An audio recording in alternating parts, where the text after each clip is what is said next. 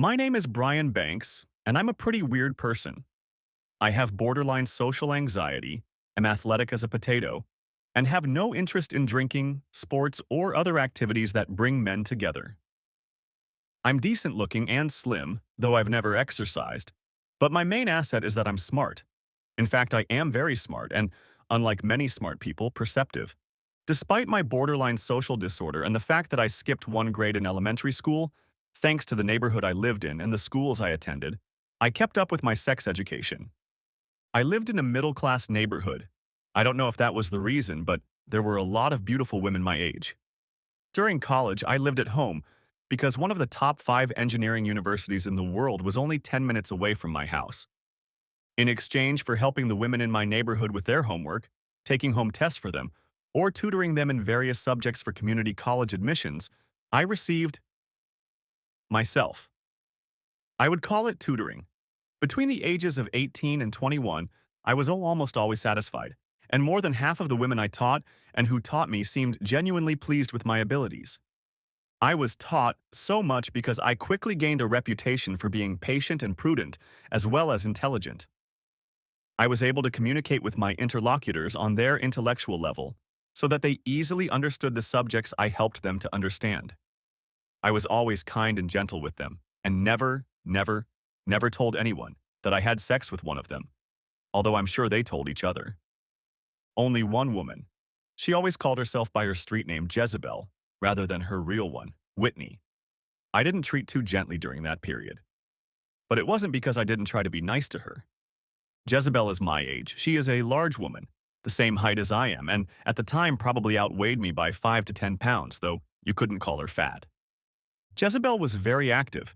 She played sports, playing softball and basketball in several leagues. Although she was not particularly educated, she was not stupid and had more ambition than most people in our neighborhood. Her main goal was to start her own studio or website. I tutored her mostly in math and business, which would help her achieve that goal. I never fell in love with Jezebel, but I definitely liked her, and I was willing to do anything for her. In my senior year of college, I invented an easily programmable, encrypted, sophisticated proximity detector. It's kind of like the Easy Pass system used on many toll roads in the US, only specifically for secure systems. Various forms of my detectors have been adopted by corporations with their own systems, by many government agencies, both state and federal, and by the military. In order to participate in patenting my inventions, I had to obtain a security clearance. Through my inventions, I have received tons of money in patent royalties and created 2 companies to sell products to different markets and to research new products.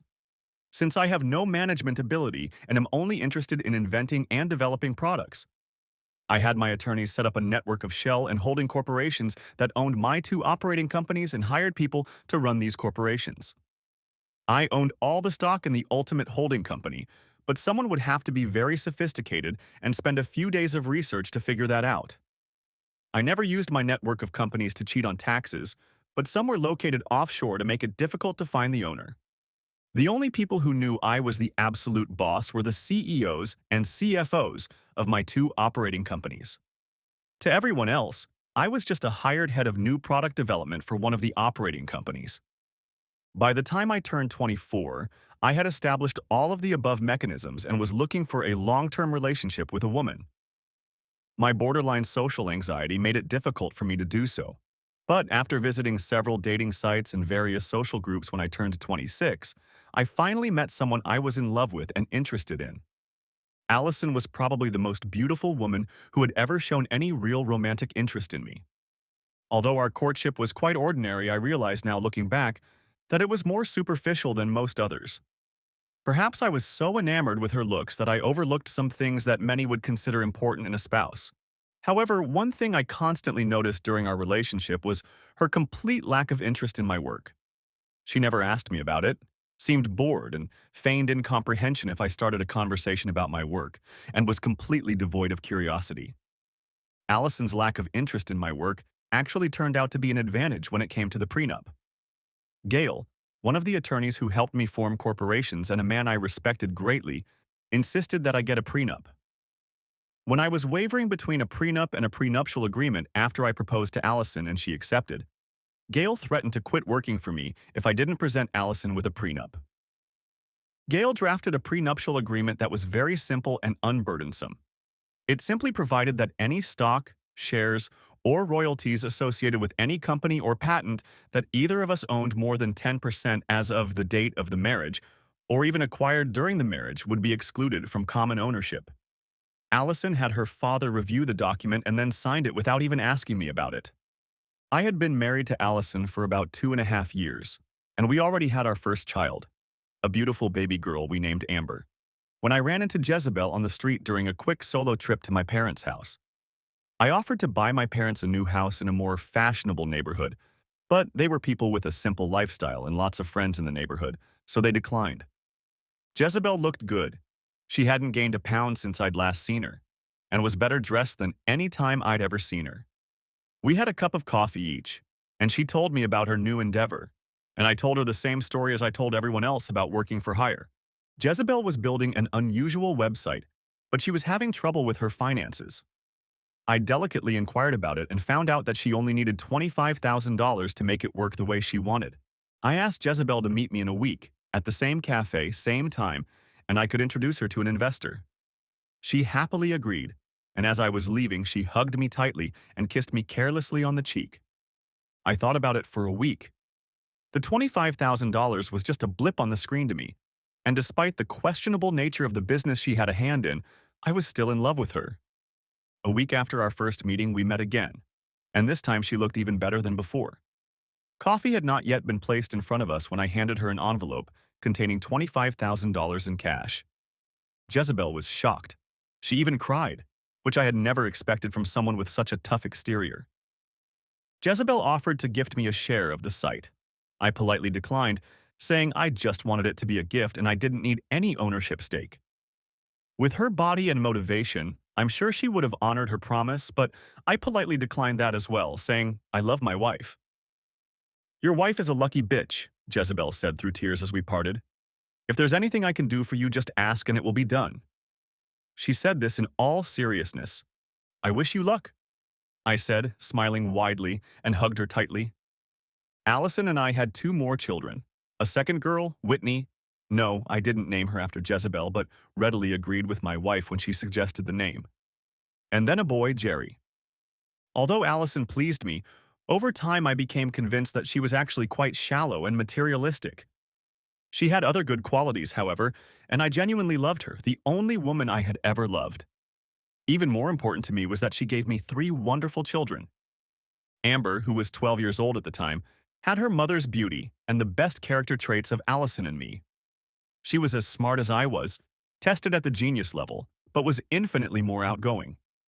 10-year-old Whitney was also a beautiful girl, but unfortunately for her, she inherited some of my traits that, while not homely, were not in the same class as Allison's or Amber's.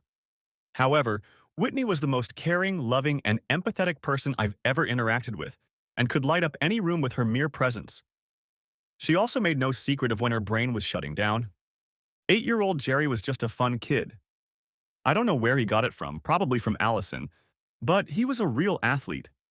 I got interested in baseball and basketball just to be able to talk to him about his favorite activities. He never had a bad word to say about anyone, was always in a good mood, and got along great with both of his sisters and they with each other. You would think that with such wonderful children, Allison would be a great mom. Unfortunately, that turned out not to be the case. The main conflicts that Allison and I had were related to parenting.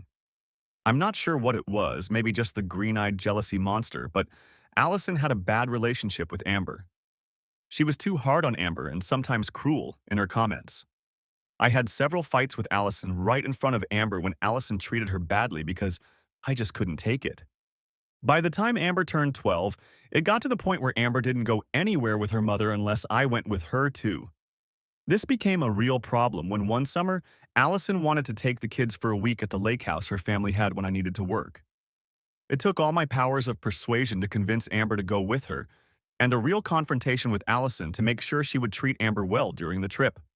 Although Allison treated Whitney and Jerry better than Amber, she had her moments with them as well. Also, even though Allison was a stay-at-home mom, I probably spent as much time with the kids as she did, since she always had one thing or another going on, and the time I spent with them was usually of much higher quality. So, after being married for about 15 years, having 3 wonderful children, a wife I loved and enjoyed very much, even though our marriage was not perfect, I was driving home from the airport after a one-night business trip. It was about 1 o'clock in the afternoon. Although I told Allison my route, she didn't pay attention to it, as usual, and I didn't know if she would be home to meet me or not. I was standing at the stop sign, preparing to turn right onto the through street where I live, when a car I recognized drove by. It was Roger Mayberry's red Corvette. The top was down and he was clearly visible in the driver's seat as he played with the radio dial, and tunes came from the speakers. Roger Mayberry was one of the top salespeople in one of my corporations that dealt primarily with military sales. He understood our technology as well as it was even possible for someone who was not an engineer to understand it, and found it easy to relate to people. Like virtually all of our employees, he had a top-level clearance, even higher than most, since the military application of our technology was even more sensitive than any other. What is Roger doing here at a time like this? I asked myself. Naively asked myself.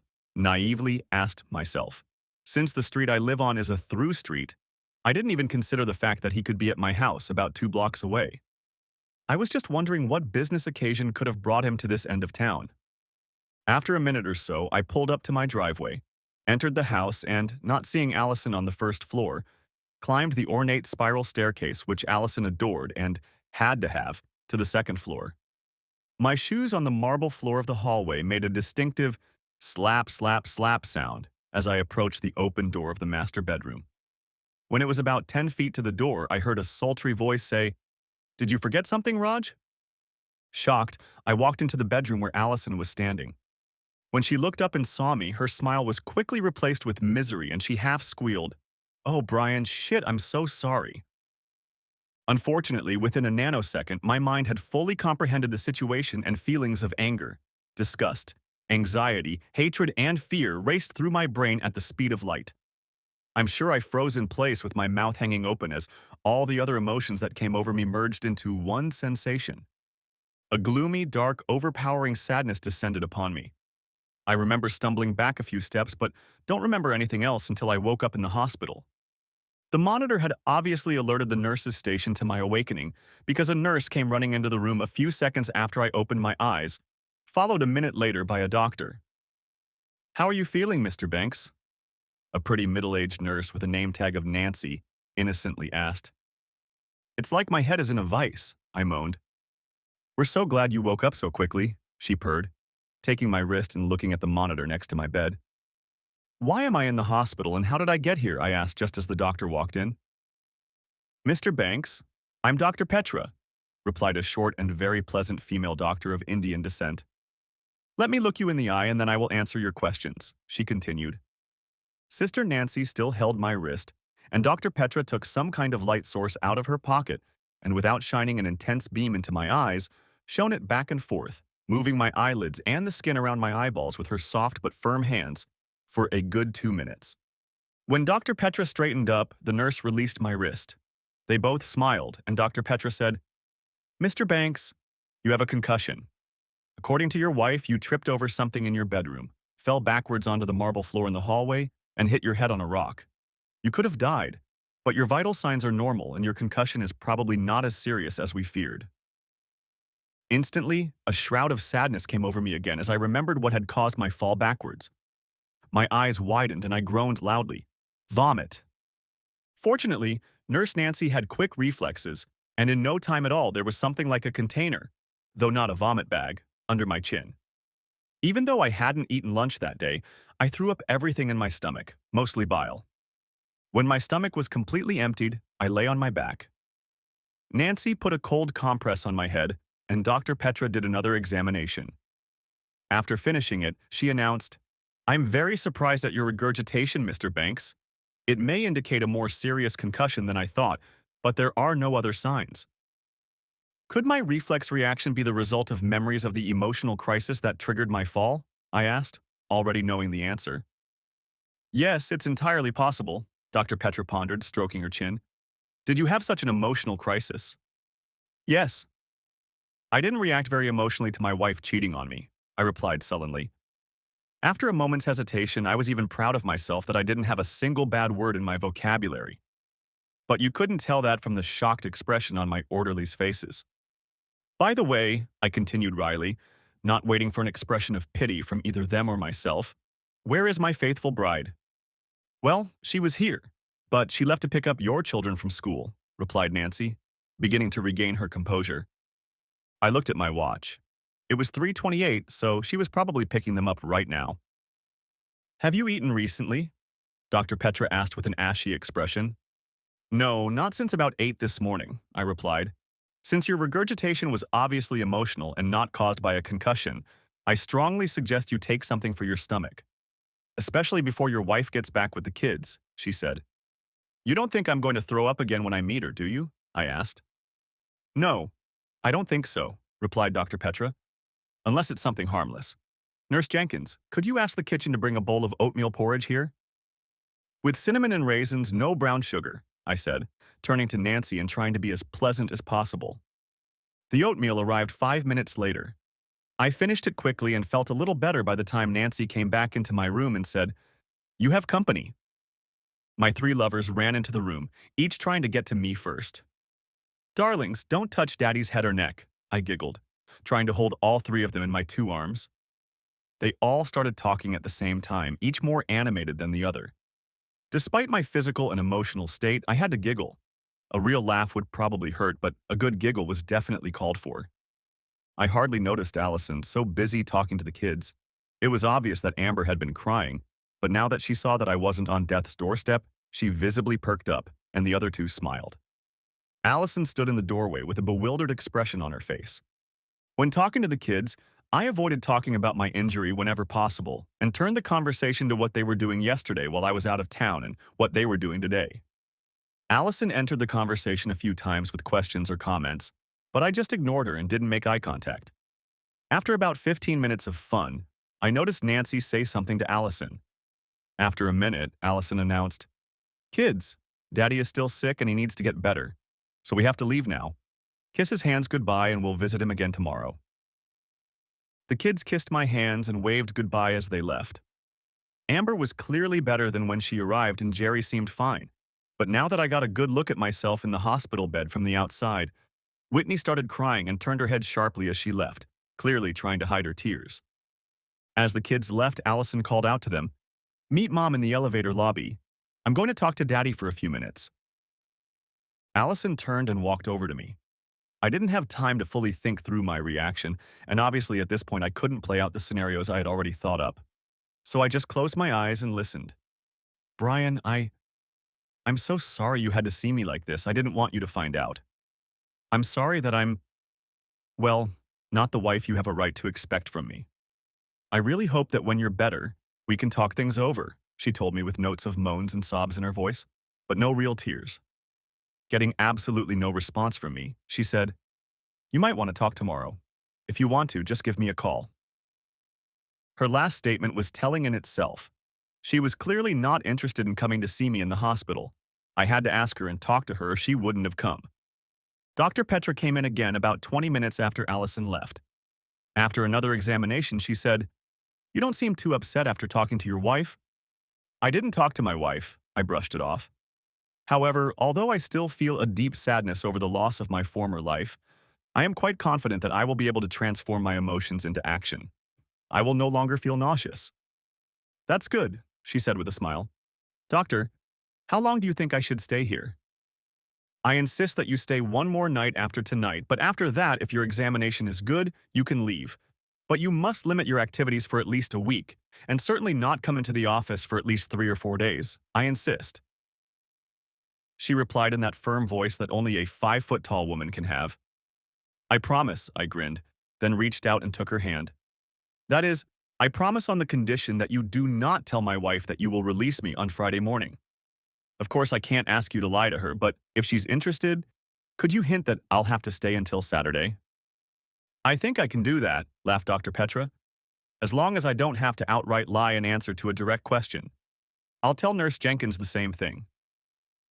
I ate a hearty dinner, called my parents, whom Allison had understandably not contacted, called my assistant at home and asked for a pad and pen. I felt too exhausted that night to write down everything I needed to do, but the next morning I was definitely ready to start planning my actions. Allison showed up again with the kids around 3:50 p.m. on Thursday afternoon. As I suspected, she hadn't bothered to visit me earlier in the day, and I certainly wasn't going to call her, although Nancy said she had called the nurse's station once to inquire about my well-being. By the time the kids arrived on Thursday, I was feeling much better. This was due not only to the fact that I was recovering, but also because I had had a very productive day.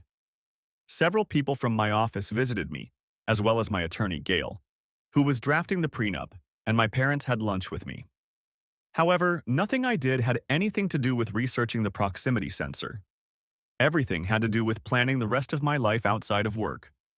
After a wonderful half-hour activity with the kids that I had asked Nancy for earlier in the day, she came in and told me I needed to rest.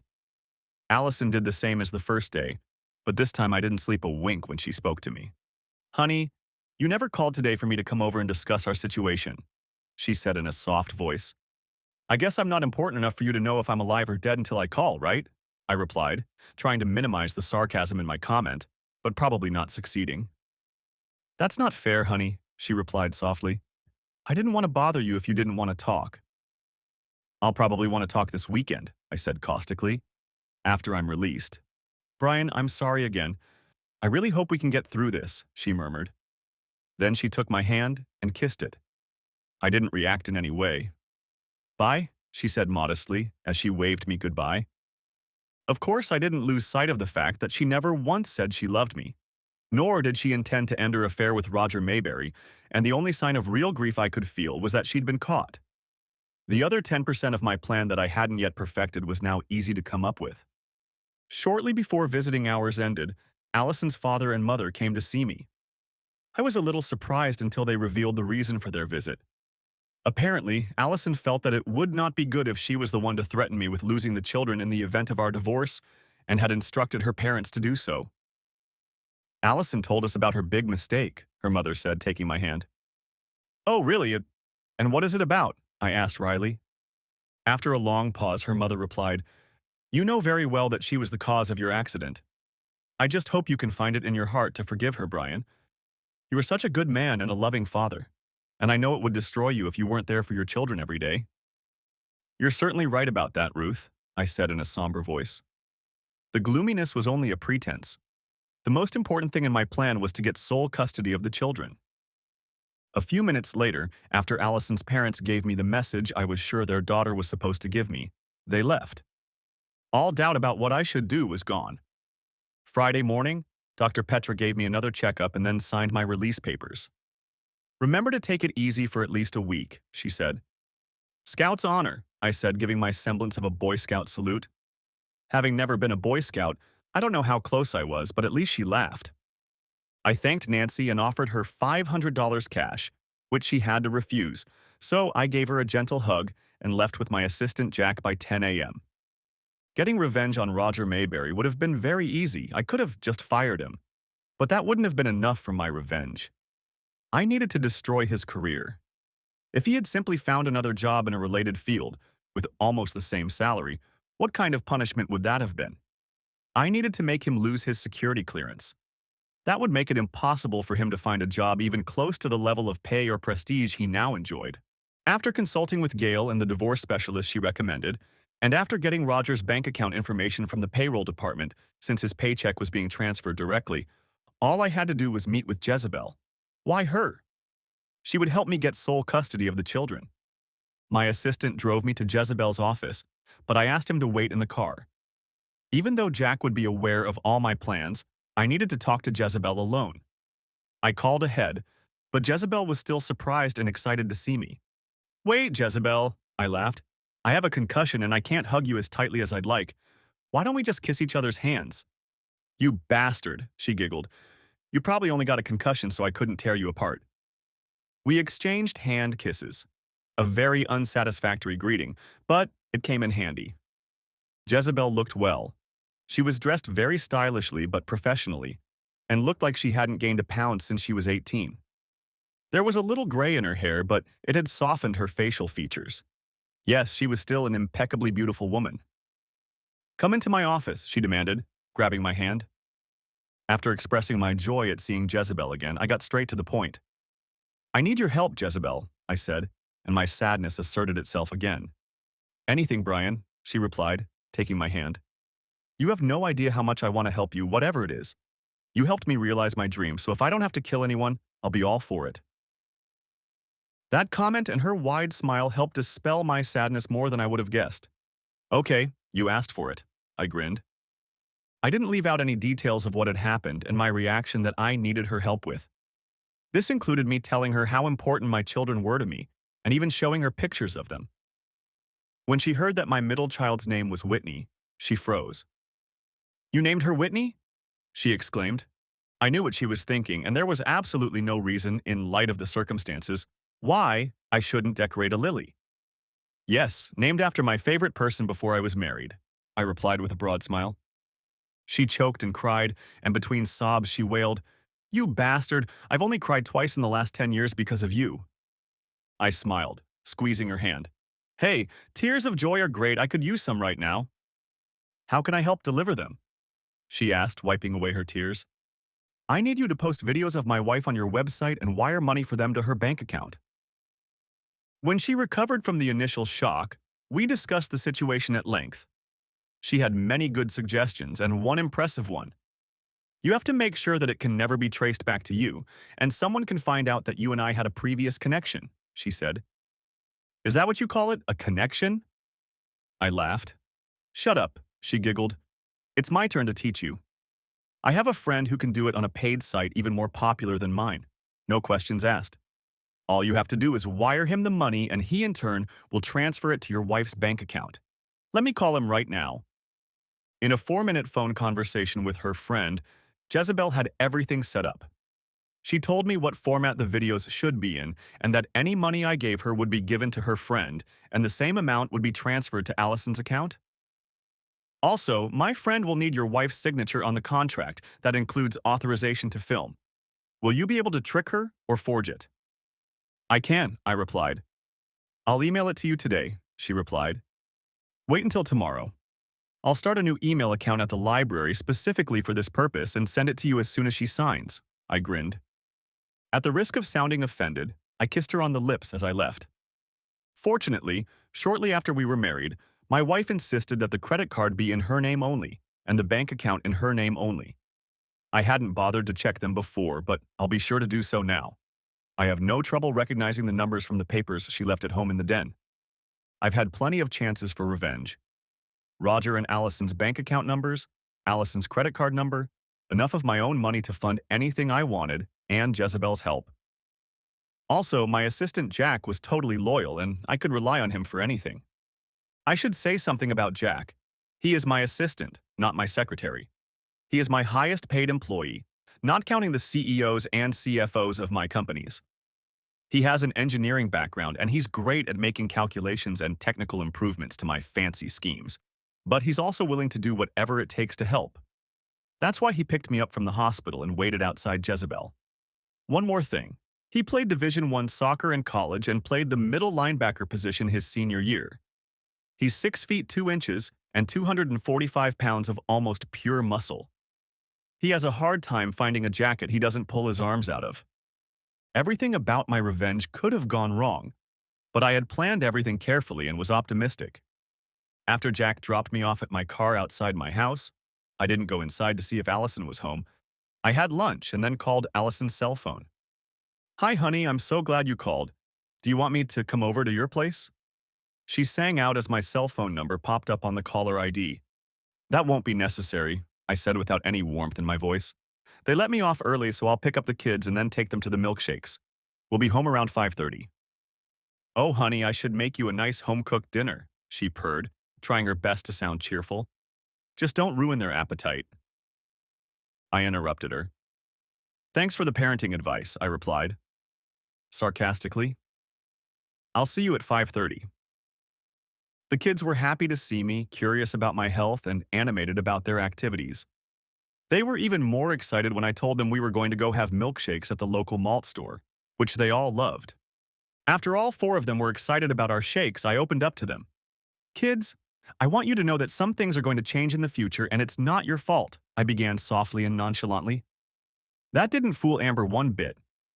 Without hesitation, she didn't just anticipate what I was going to say, she extrapolated my words. If you and Mom get divorced, I'll live with you, she purred. You're getting divorced? Whitney asked. Let's not rush things, I said, trying to calm them down, especially Whitney, who suddenly looked like a dog.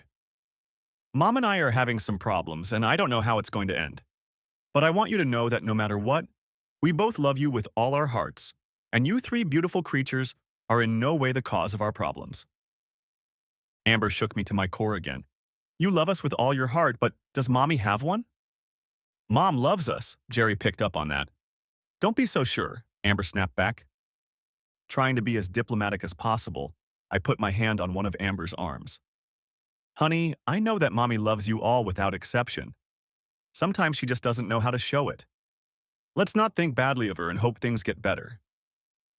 Whitney sobbed quietly, but Jerry and Amber looked utterly exhausted, especially when Jerry asked with 8-year-old sincerity, Daddy, will you come to my Little League game tomorrow at noon? It's a game against the Ravens and I'll be pitching. I wouldn't miss that event for anything, son, I grinned. What activities do you girls have on Saturday? I asked, in as chipper a voice as possible. I lost 3 days due to a hospital stay and never got a proper update for Thursday. By the time we got home around 5:20 p.m., all 3 kids were looking optimistic. As I greeted Allison, I made sure to always keep at least one child between us, as I didn't want any body contact with her. After the kids went to bed, I walked into the guest room. Don't you want to talk? Allison asked. My head is splitting from the concussion, and I just need to take some pain pills and get some sleep. It probably won't be a good night's sleep, and I don't want to bother you, I replied, as I swallowed the 2 Tylenol I passed off as prescription pain pills and then closed the door. I'm ready to talk any time, Allison beeped as the guest room door closed behind her. On Saturday and Sunday, I was able to avoid talking and being intimate with Allison without too much trouble, and I was able to proceed with my plan. The first steps were simple. Using Allison's credit card, I ordered 2 small high-tech video cameras and motion detectors on Saturday morning, which were to be delivered to the house on Monday. At the library, I printed out the contract that Jezebel had emailed me and immediately deleted it. I also printed out the new benefits and health insurance forms from my company's database, pinned the contract penultimate in the stack, and bookmarked where Allison was supposed to sign it all. I knew Allison would be in a docile mood this weekend, but it wouldn't last long. On Sunday, I handed her the paperwork, told her that I needed to renew my health insurance, disability insurance, and life insurance at work, and that she and the kids were co-beneficiaries of all my insurance. I left the paperwork with her, telling her to read it at her leisure. I knew she wouldn't read them all, but would read the first 1 or 2. Seeing my name as a beneficiary in the first 2, she smiled, obviously believing that despite my aloofness, I was not going to divorce her. Smiling broadly, she brought the papers to me a few minutes after I handed them to her. It's all signed, honey, she beeped, handing them to me as I started a card game with Whitney and Jerry.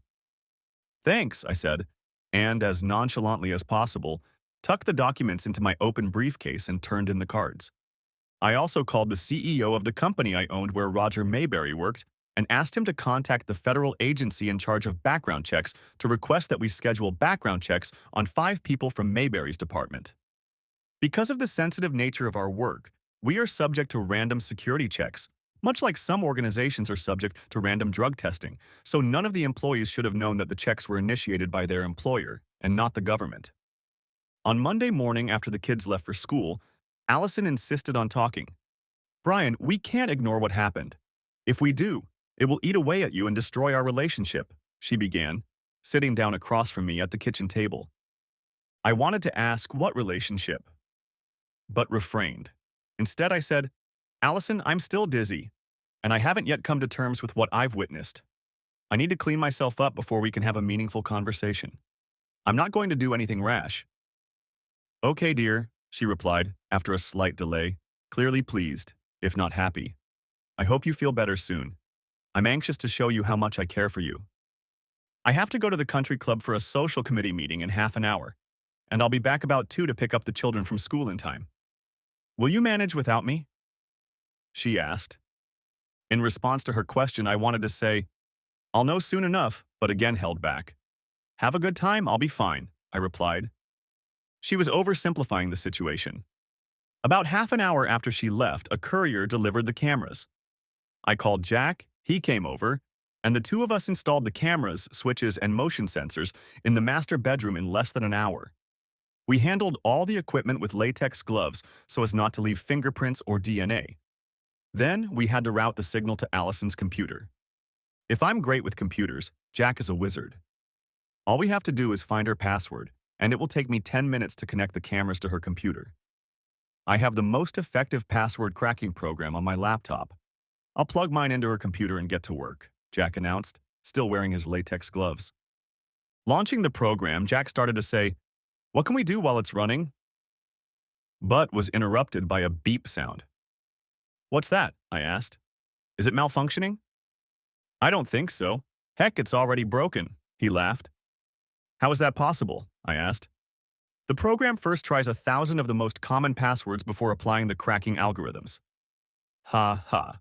Her password is Princess, the 28th most common password, according to the program. Makes sense, I grinned. She's never listened to what I have to say about technology, so why should she listen when I tell her to make up a password out of random characters?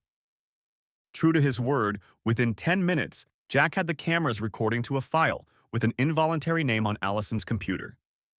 In another 5 minutes, he had everything set up so that I could access that file from my office at my convenience and could turn the cameras and motion detectors on and off remotely.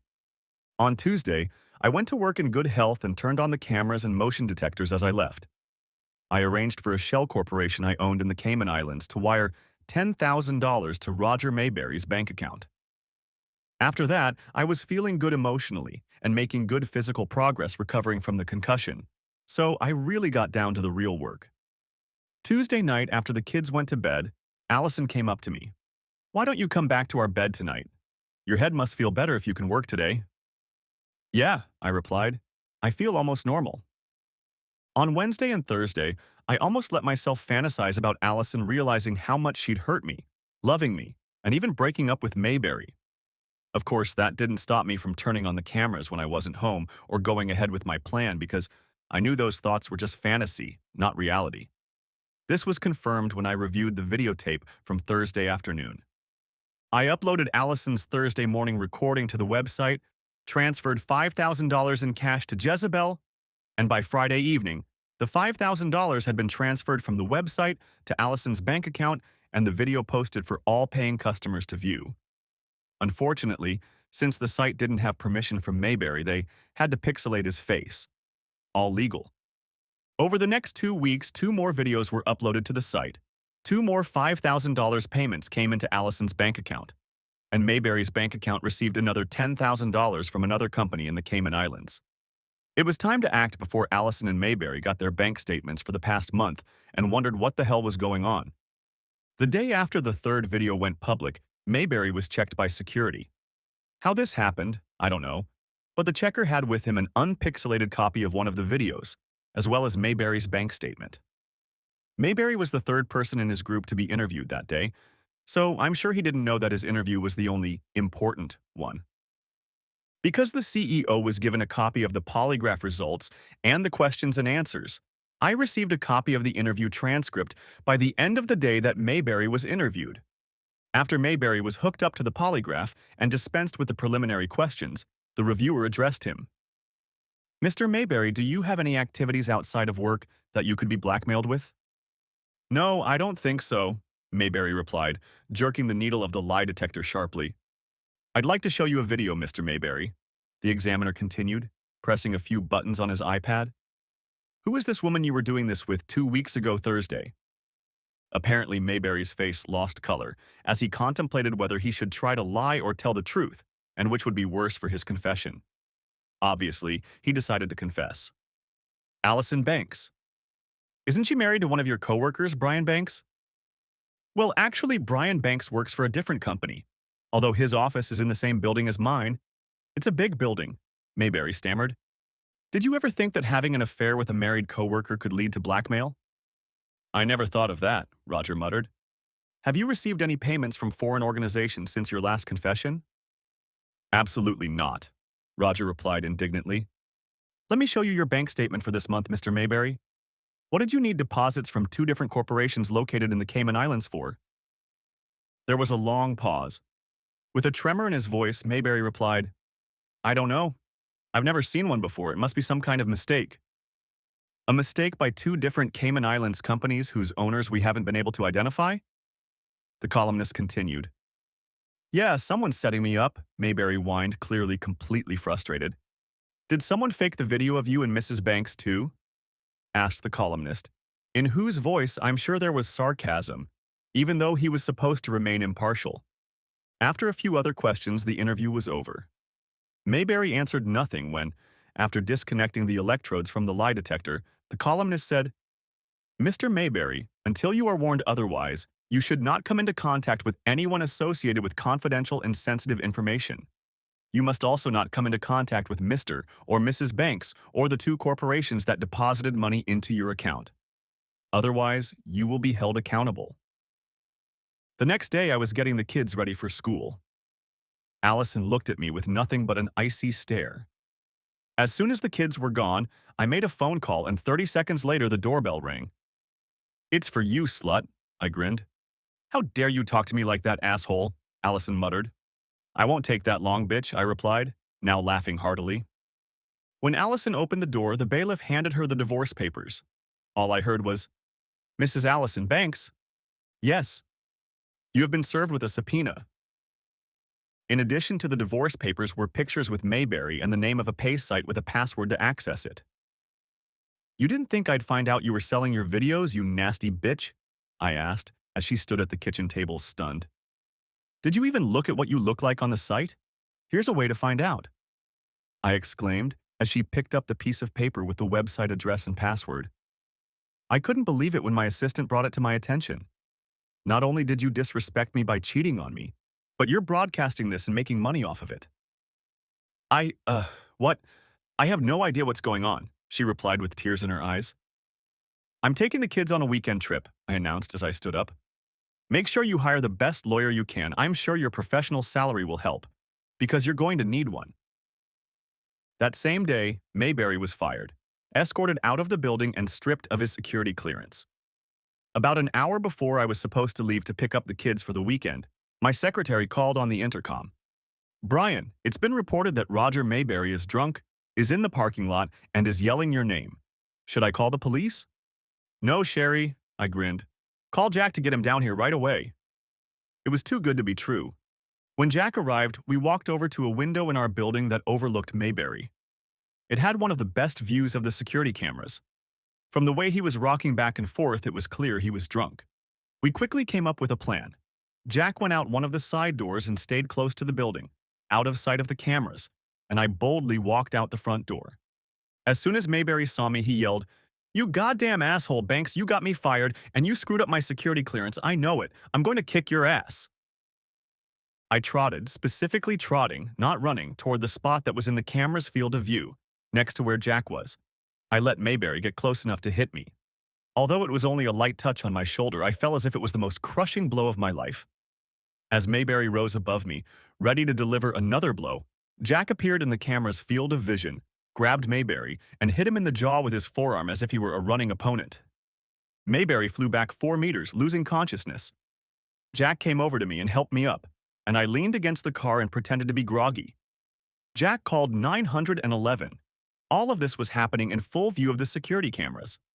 And the cops arrived 3 minutes later. Mayberry was handcuffed to the stretcher the fire truck had brought him on, and one of the cops went with him in the ambulance to the hospital. I filled out the necessary paperwork to file an assault report, then picked up the kids and left for a weekend at a beautiful mountain resort. At the end of the weekend, I told the kids that Allison and I were getting divorced. Amber looked happy. The other two took it surprisingly calmly, taking to heart my assurances that we would both treat them with the utmost love. When we returned Sunday night, Allison turned out to be not at all as nasty as I thought she would be. In preparation for her possible breakdown, I had moved all of my most valuable possessions and clothes into a temperature-controlled storage unit. However, I had no intention of moving out of the house. When the kids told her what we had done during the fun weekend, she and I had a conversation. I know you organized that video shoot, Brian, though I don't know how you did it, were her first words, though in a more conciliatory tone than I would have guessed. No apology, no, it was a mistake, no, please forgive me, I asked. Just accusing me of something I obviously didn't do, I replied, trying not to give away my indignation in case she was recording our conversation. I've been busy this weekend, Brian. I hired a lawyer and a computer expert. Again, I don't know how you did it, but you've covered your tracks very well, and I'm going to have a hard time fending off the unfit mother charge you brought against me. However, I hope we can come to some sort of resolution about custody. Of course we can, Allison. You give me sole custody and the house so the kids don't have to move, and I'll give you free visitation. I'll also buy you a house where you and Mayberry can get high. Did you hear he's not only out of work, but out of a career? I don't want to live in the same house as Roger. That's not the point. It's just, she began. I quickly interrupted her. I don't want to hear it, Allison, I snapped back. Regaining my composure, I continued. You can sleep with whoever you want. I just don't care. I'm just making a suggestion. After standing for a moment and brushing away a couple tears, she continued. Look, I know you think I'm a shitty mom, but I'm not. I love my kids with all my heart and I can't stand the thought of not being able to live with them. I also don't understand how it is in our best interest to fight in court. I know you will slander me in every way possible, and I don't have the energy for that, and neither of us want the kids to know all the details or watch the video. I agree. We don't want the kids to know the details, I pondered. What are you suggesting? I asked, genuinely curious. My lawyer suggests we agree to mediation. He says a former family court judge would be the best fit. I'll agree to sole or joint custody, and you can do the same. We'll let the mediator look into everything, including the children's wishes, and agree to whatever he or she decides. That way, we will maintain confidentiality and can make a decision much faster, she replied. I was shocked that she could be so reasonable. Apparently, she realized that I had a much stronger character than she gave me credit for, as I'm sure she'd had several long conversations with Roger Mayberry. Let's have a joint meeting with our attorneys early next week and go over all the details, I said.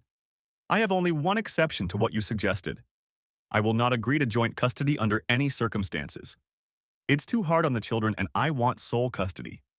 If the mediator orders it, I will agree, but only then. I'm not suggesting that. I let Allison take the master bedroom while I slept in the guest room myself. I didn't bother explaining the reason to her, not wanting to increase her stress level, but now that I understood, there was no way I would sleep where Mayberry was entertaining her. On Tuesday, we had a joint meeting with our attorneys. We both instructed our attorneys to just do what we asked, legally speaking. We didn't want them to haggle. The agreement we came to provided for a 50/50th division of all marital property, except for what was excluded from the prenuptial agreement, which was 90% of our wealth. The name of the mediator, a former family court judge in good standing. When a hearing would be scheduled, and when the mediator's secret judgment was due, the amount of child support I would pay if Allison got sole or joint custody of any child. The amount of child support I would pay Allison for 2 years, or until she remarried, depending on the... It took a full day to iron out the details, but we got through it. We contacted a potential mediator the next day. He agreed to handle the case and set a fee, to be paid 50/50ths out of our joint assets not covered by the prenuptial agreement. And we even set a briefing date in 2 weeks and a hearing date in 4 weeks. I didn't force Allison to put this into the contract, but I talked to her about it privately, and we both agreed that neither of us would bring the other into our home while we jointly occupied it, and that once custody was decided, whoever had to leave the home would do so within 2 weeks. In addition, I agreed to have my attorney threaten the pay site with a lawsuit if they didn't remove her video and refund the money. Of course, this required no effort on my part. One call to Jezebel took care of that. While waiting for the hearing, Allison and I were very polite to each other. I never tried to influence the kids, and to my knowledge, neither did she, and we never made rude or even sarcastic remarks to each other, even in private. On the day of the hearing, I was nervous, even though I was sure I had the upper hand and that the worst that could happen was joint custody. But since I really wanted sole custody, I was almost frantic. The hearing went pretty well, although before the judge started interviewing the children, he made a few remarks that made my stomach churn. He seemed to be leaning toward joint custody. Before he began interviewing the children, he challenged us. I see that you have agreed to watch my interviews with the children on closed-circuit television, the mediator said. I'm sorry, but I can't agree to that. I apologize for not realizing it just a few minutes ago, but it would destroy the necessary candor and trust I need to communicate with the children. If any of you cannot agree to me meeting with each child separately, I will have to refund your money and recommend another facilitator. Since the interview with the children was to take place tomorrow anyway, on a day when they are not in school, please let me know in advance.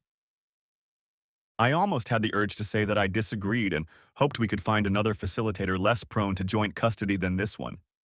My attorney talked me out of it, especially since she knew of Amber's antipathy toward Allison, and it was clear from past experience with the mediator when he was a judge that he listened to the children's wishes. Amber was only a year away from the point at which, under state law, she could make her own decisions, and the judge would likely listen to what she had to say more than any other mediator we would invite. Before Allison and I went home, we met with our attorneys and agreed to the mediator's stipulation. We also agreed that we would not question the children afterward about what they had said. That night at dinner, Allison made some remarks that I thought the children took as an expression of her desire for joint custody. I only gave her a stern look and said nothing in response. Amber caught my gaze and smiled slyly. The next day, the mediator met privately with each of the children. The conversation with Jerry only took 20 minutes. With Whitney, about half an hour. With Amber, over an hour. As Amber walked out, making sure Allison and her lawyer weren't watching her, she gave me a thumbs up. As we had agreed, after the interview, Allison's parents took the kids out to eat, telling them to get back to our house around 4 in the afternoon. After we broke for lunch, the mediator was ready to pass judgment. We didn't expect this. He was contractually obligated to have another week to make a decision, so there was no obligation to make it then. He didn't even want to listen to the 30 minutes of closing arguments the lawyers had prepared. Having considered all of the evidence before me, and considering that the best interests of the children are paramount, I award sole custody of all 3 children to the father, Brian Banks. I also find that under the circumstances, the agreement entered into by the parties prior to referral of the case to me is reasonable and in the best interests of the children, so the case will be settled on those terms. On Monday, I will provide you with a certified copy of this summary judgment to forward to the family court, along with the settlement agreement. Thank you for trusting me with this case, and good luck in the future. Allison and I both cried, for different reasons. The ride home was somber. I was in no mood to gloat, and she was despondent. My longtime enemy, sadness, had caught up with me again with the final breakup of our family, though for me it was in the best of ways, given that the breakup was necessary. Allison wasn't home that night when we told the kids, so I had to do most of the talking. Jerry and Whitney were saddened and gave Allison a sincere hug. Amber gave her a formal hug. I said only nice things about Allison and told them what the dates would be like. Less than a week after the hearing, I bought another house for Allison and she moved into it within the 2 weeks we had agreed upon. The kids, her parents, and my brother and I helped her, and we hired a moving company for the large items she was taking from our house, including the double bed from the bedroom. When the divorce was final a few months later, I threw a victory party at the house to thank everyone who helped me, as well as my close friends and parents. I didn't bother explaining to the kids what the purpose of the party was, I just said it was a celebration in general. Amber, who had already turned 13, of course guessed it. Just before the guests were to arrive and I was making last-minute preparations in my room, she came in and closed the door. She made me sit down and then settled herself on my lap. "Daddy, how glad are you that the custody agreement turned out the way it did?" A difficult question even for her. "I'm very glad, Amber. Why do you ask?" I replied. She smiled broadly. "I knew it would work out when I talked to the mediator. I told him that I saw my mom and that guy from Mayberry doing it in our house when I came home sick one day, and it affected me terribly."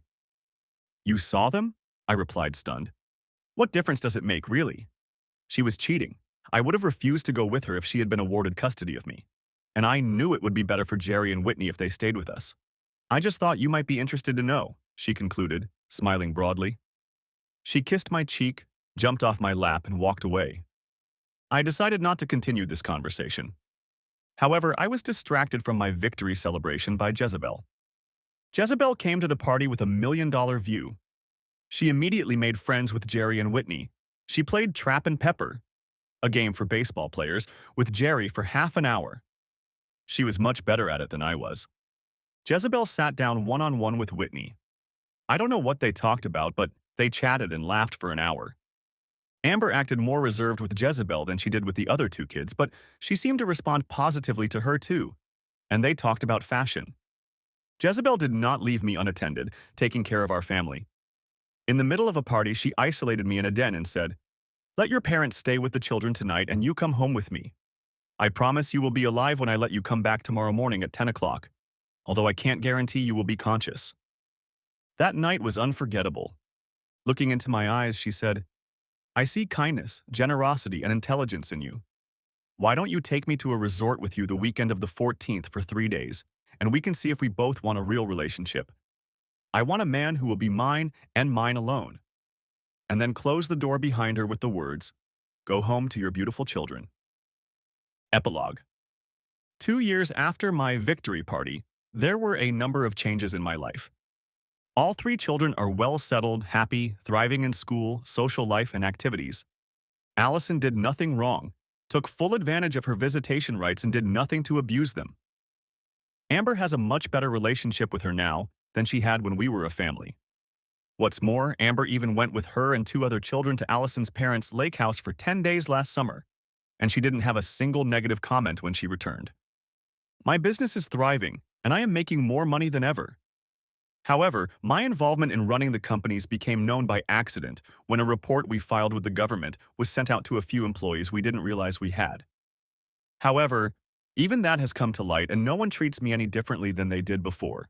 Roger Mayberry left town shortly after the victory party and, according to the only employee who still keeps in touch with him, took a job as an entry-level salesman at an unclassified electronics firm on the West Coast.